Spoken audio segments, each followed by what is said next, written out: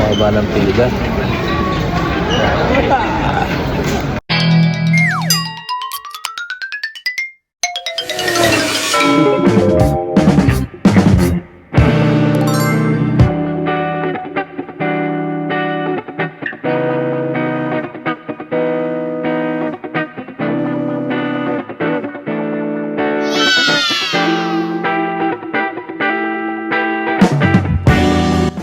Pare Kiko at pare Fred, punta kayo rito.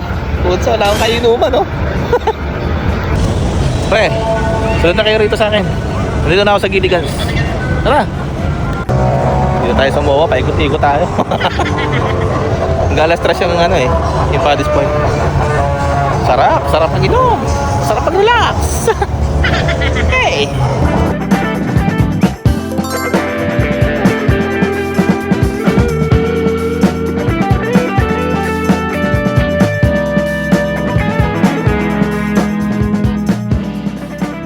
Hello, bago ako umalis, pakita ko sa inyo yung ano, dito ako nag-check-in sa Kingsport, Manila.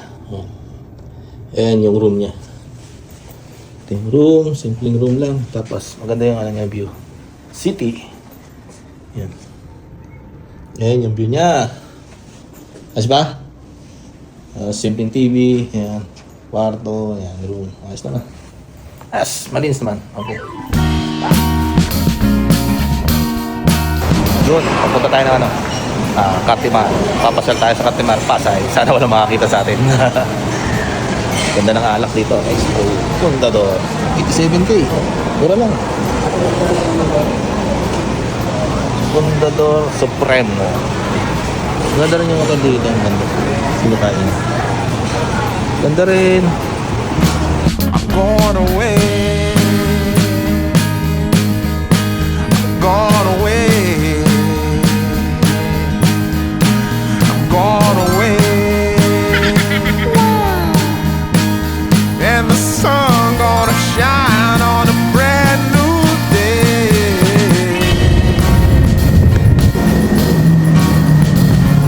Ayun, diretso na tayo ng Batangas City. Doon tayo sa PITX sasakay. Ciao! Welcome me into the fold. Blooming flowers, as much as I can hold. I'm gone away. I'm gone away. Wow! I'm gone away. And the sun gonna shine on a brand new day for me. A brand new day for love. Brand new day for me. Brand new day for love. Yeah, I'm motorboating.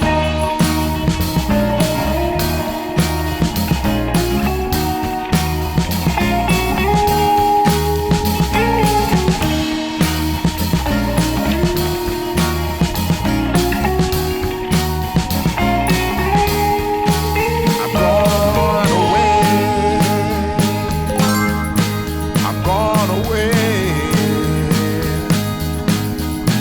I'm gone away. Yeah. And the sun gonna shine on a brand new day for me. A brand new day for love. Brand new day for me. Brand new day for love. Brand new day for me. Brand new day for love. Brand new day for me. Brand new day. Hello, Mami and Bea. Maganda dito sa pinag-check-in ko. Para akong nasa paraiso. Mamaya magkakape ako sa harap ng pool. Ayan. Okay.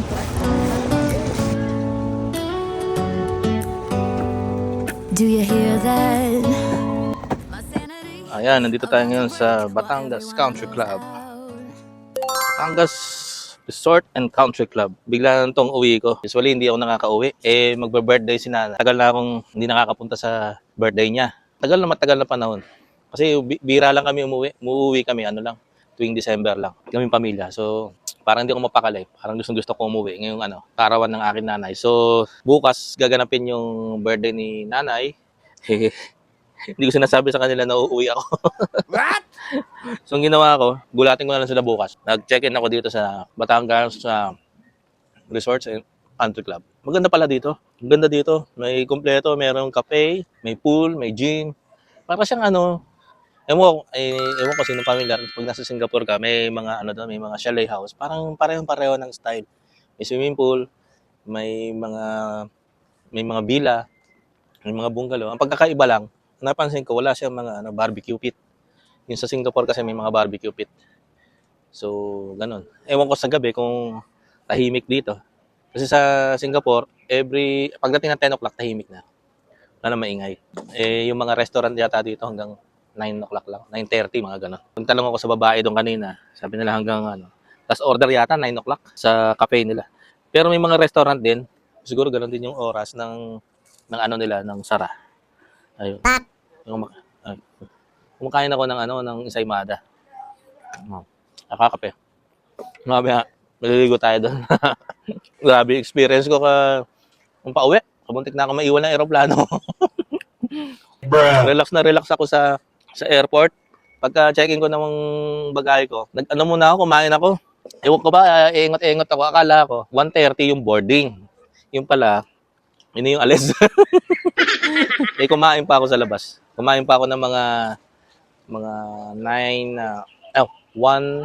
hanggang 1 o'clock hanggang 1:15. Ganun. Tapos mga 1:15, tinatawagan na ako ng crew kung nasaan na daw ako. Kung tutuloy ba ako. Kasi pag na-load na nila lahat ng mga bagay, may iwan na ako, upload daw ako, sabi. Habang ng tinakbo ko, grabe. Pagod ako. Ayoko na maulit yung ganun. ang daming aberya. Nung nag-book ako ng pauwi, naging opposite yung ruta ko. Naging Manila to Singapore. Naging baliktad. Imbes na Singapore to Manila, naging Manila to Singapore, tas Singapore to Manila. Naging opposite. Tapos tinawagan ko agad yung customer service ng yung agent kung malalakad. Ngayon hindi daw nila sure na mababalik. Nawagan ko yung Philippine Airlines. Ang mahal ng yung single sa akin para sa rebooking. Mag-rebooking ako, ang mahal. Pag-cancel din, may charge. Sabi ko, wala, hindi ako matulungan.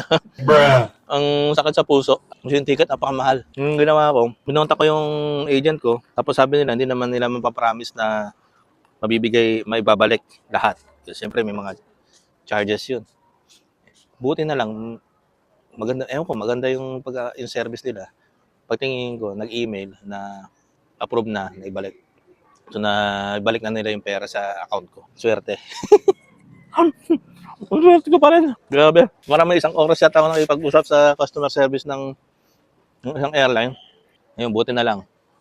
Swerte pa rin talaga na ibalik. Ito, nag-i-enjoy tayo ngayon habang stress tayo doon sa booking na yan.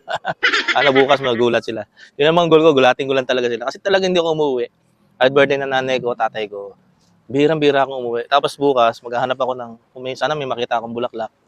Bigyan ko ng flowers si mother. Usually, di natin ginagawa yun . Di ba? Yung mga ganyan. May edad na rin kasi nanay ko. Yun. Tsaka meron siyang dementia. Hindi na rin siya nakakakilala ng tao. Bumabalik lang yung isip niya. Minsan, hinahanap niya ako. Minsan, hinahanap niya yung mga kapatid ko. Minsan, hinahanap niya yung nanay niya. Yung mga ganun. Pero pa rin siya. Malakas pa rin. Nakakalakad. Nakakapagsalita rin. Yun, medyo mahina lang yung pandinig. So bukas, bibigyan ko siya ng bulaklak. Tapos check natin kung ano yung magiging reaction niya.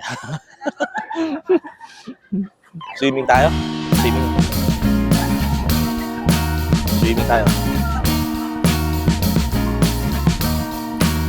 I am waiting for a bus at the end of the night on the street lamp.